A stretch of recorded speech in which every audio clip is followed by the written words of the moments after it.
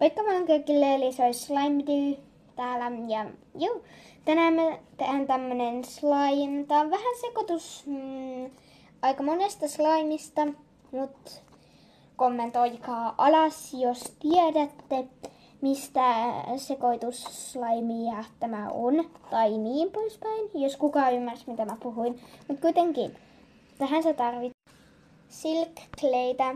Mä käytän tällaista keltaista, koska keltainen on hieno väri mun mielestä. Ja sit se tarvitsee saippua. No mä käytän tällaista juttua. Mä en viitti lausua sitä tässä, koska mä en kuitenkaan lausua sitä oikein, kuten siinä mun pehmeä mössöä videossa. Joku tuli siitä valittamaan, koska mä en osaa englantia lausua sitä oikein, sitä slime-sanaa. Mut joo, aloitetaan. Ota silk claytä sen verran, kun haluat limaa.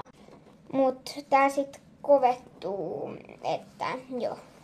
Lisätkää saippua vähän sen. Jos siitä tulee tämmöstä vetistä, niin jatka vaan sekoitusta kuitenkin. Mut juu, tämmöstä siitä pitäisi tulla, mut siitä voi tulla vähän pehmeämpää tai vähän kovempaa. Te ette välttämättä kuule, mutta täällä rempataan, joten siitä kuuluu tommonen jännä ääni. Mut kuitenkin toivottavasti se ei häiritse, mut joo. Ei mun muuta, moikka!